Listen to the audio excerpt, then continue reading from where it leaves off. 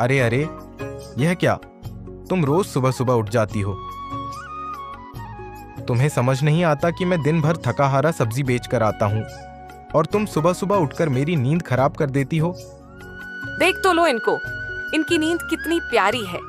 मैं सुबह उठती हूँ ताकि तुम 2 पैसे ज्यादा कमा सको, और ये मुझे ही भाषण देने लगे। ये तो नहीं कि मेरी मदद कर दें, उल्टा मुझे ही भाषण दे रहे हैं। 2 पैसे घर में ज्यादा आए, तुम्हें अच्छा नहीं लगता? हाँ हाँ, जाओ जाओ, जो करना है वो करो। बेईमानी से पैसे कमाने आई। लोगों को समझ नहीं आता है क्या? नहीं खरीदते हैं वो मुझसे ऐसी सब्जियां, इसलिए बच जाती हैं सब्जियां। माया की सब्जियां देखो, पूरा उसका डला खाली हो जाता है। मैं वो 3 दिन पुरानी सब्जियों को धोकर फ्रेश करने में लगी हूँ, और तुम हो कि मुझे ही ताने मार रहे हो। बस सुबह से माया का गुणगान चालू। माया की सब्जियां, उसका पति मेहनत करता है, दिन भर घूमता है। तुम कहीं बैठ जाते होगे आलसी बनकर, इसलिए तुम्हारी सब्जियां नहीं बिकती। अरे अरे, तुम जाओ यहाँ से। सुबह सुबह मेरा दिमाग मत खराब करो।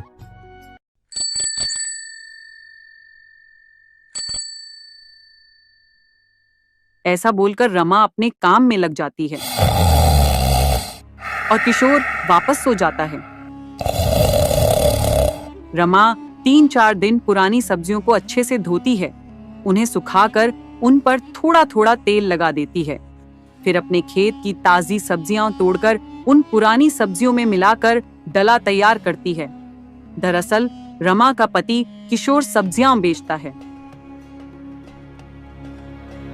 दूसरी तरफ माया, जो रमा की सहेली है, उसका पति सुदामा भी सब्जियां बेचता है।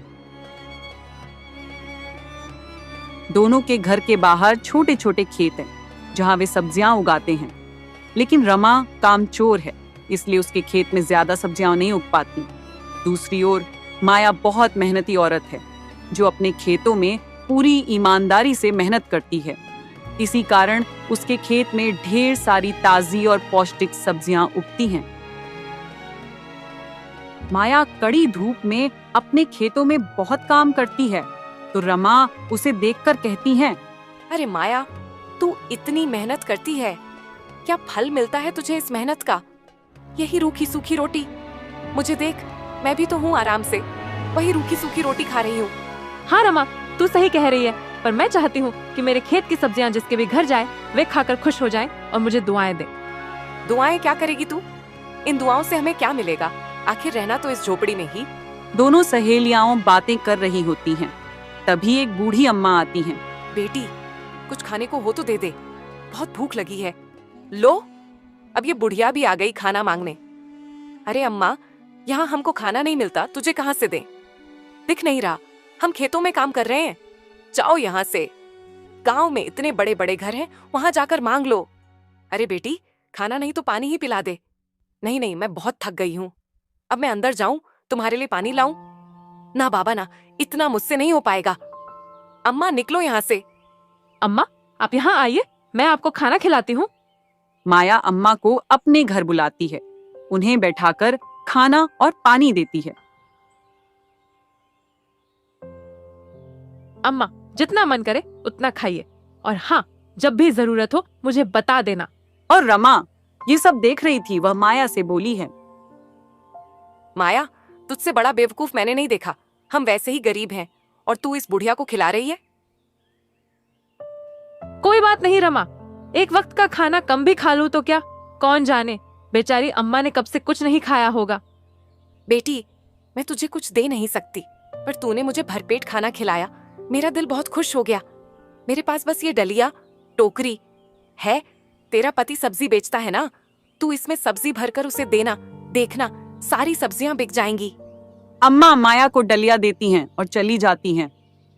अगले दिन किशोर और सुदामा दोनों सब्जी बेचने जाते हैं।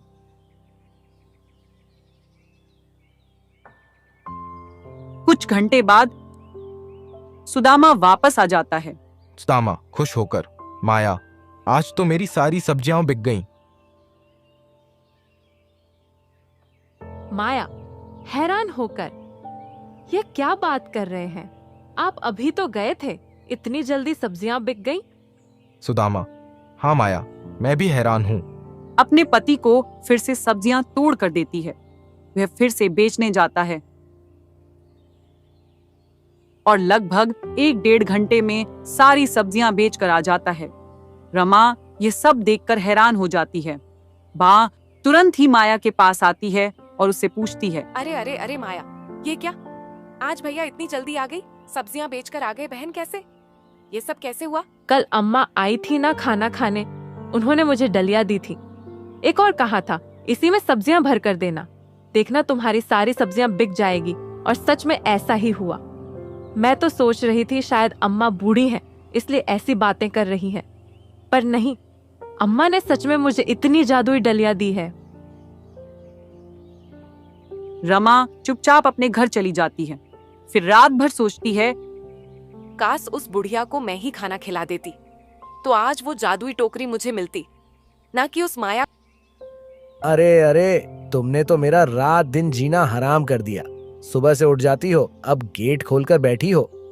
यह नहीं कि सो जाए। पति थका हारा आया है। घूमते घूमते रात के 10 बज गई थी जब मेरी सब्जियां पूरी बिकी सड़ी। गली सब्जियां पूरी मिला देती हो, सब्जियां बिकती ही नहीं है। चलो चलकर सो जाओ, मुझे भी नींद आ रही। को चलकर सो जाओ, इन्हें तो बस सोना उठना। जाओ, जाकर आप सो जाओ। समझ नहीं आ रहा, आपको बैठी हूँ मैं यहाँ पे कुछ सोच रही हूँ। सुबह शाम किच किच किच किच किच किच करने आ जाते हो। बस जाओ यहाँ से। अब बूढ़ी अम्मा आएगी तो उसे खाना मैं ही खिलाऊंगी। कि रमा दूसरे दिन उस बूढ़ी अम्मा का इंतजार करती है, पर वो बूढ़ी अम्मा नहीं आती। ऐसे ही कुछ दिन बीत जाते हैं। फिर से वह बूढ़ी अम्मा आती है। अम्मा, अम्मा, आप आ गई। मैं आपको कितने दिन से देख रही थी। अम्मा, जो टोकरी आपने दी थी ना, उसके कारण मेरी सब्जियां तो बहुत ज्यादा बिक रही हैं और मुझे बहुत मुनाफा हुआ। मेरे पति भी बहुत खुश हैं। उन्होंने कहा था कि जब अम्मा आएंगी तो उन्हें कुछ रुपए दे देना हमारे मुनाफे से। अम्मा, आओ, मैं आपको रुपया देती हूँ। नहीं नहीं बेटी, रुपए का मैं क्या करूँगी, तू तो बस खाना खिला दे। अम्मा चलो, मैं आपको खाना खिलाऊंगी और आप जो बोलोगी वो बनाकर खिलाऊंगी। आपने मुझे आशीर्वाद दिया है, उसका कर्ज मैं हमेशा चुकाऊंगा। खाने आ सकती हो? ओहो, रोज खाना खाने आ सकती हो। आई बड़ी मैं खिलाऊंगी। अम्मा को खाना समझी ना तूने? खिलाया था ना पिछली बार। अब तेरा पेट नहीं भरा एक टोकरी लेकर, अब क्या दूसरी टोकरी लेना चाहती है? चल जा यहाँ से। अरे अम्मा आओ, मैं आपको खाना खिलाती हूँ। आओ अम्मा आओ। अम्मा के लिए रात की बची हुई रोटियां और सब्जियां लेकर आती हैं, क्योंकि रमा थी आलसी। वह तो अपने पति को भी रात का बचा हुआ ही खाना खिलाती थी। अम्मा खाना खाती हैं और जाने लगती हैं, तो रमा कहती है, ओ अम्मा कहाँ चली? मुझे भी तो एक टोकरी दे। क्यों? ये टोकरी? कौन सी टोकरी बेटी?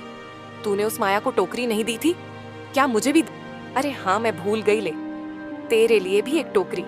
इस टोकरी में तू सब्जियां रखकर अपने पति को देना, फिर देखना क्या होता है। दे दे सच में अम्मा। अगले दिन दूसरे दिन रमा बहुत जल्दी उठती हैं और उस टोकरी में सब्जी डालने लग जाती हैं। रमा जैसे ही उस टोकरी में सब्जियां डालती है, सारी की सारी सब्जियां गायब हो जाती हैं। रमा फिर सब्जियां डालती है, सब्जियां फिर गायब हो जाती हैं। ऐसे करते करते उसका खेत खाली हो जाता है, पर टोकरी भरी नहीं पाती, खाली की खाली रह जाती है। रमा हैरान हो जाती है और रोने लगती है। अचानक आसमान में अम्मा की आवाज गूंजती है। अरमा घबरा कर। अम्मा ये क्या हो गया? मेरी सब्जियां कहाँ गईं? बेटी, ये तेरे कर्मों का फल है। माया ने मुझे सच्चे मन से खाना खिलाया, बिना किसी लालच के, और तूने स्वार्थ के कारण खिलाया, इसलिए तुझे भी वैसा ही फल मिला। अम्मा मुझे माफ कर दो। अब मैं कभी लालच नहीं करूंगी। मैं हमेशा मेहनत करूंगी और ताजी सब्जियां बेचूंगी। अम्मा मुस्कुरा कर। ठीक है, तुझे समझ आ गया कि जैसे को तैसा ही मिलता है। ये बहुत है। रमा ये सब देख रही थी। इसके बाद रमा भी मेहनती बन जाती है। माया और रमा अब मिलजुल कर खेती करती हैं और खुशहाल जीवन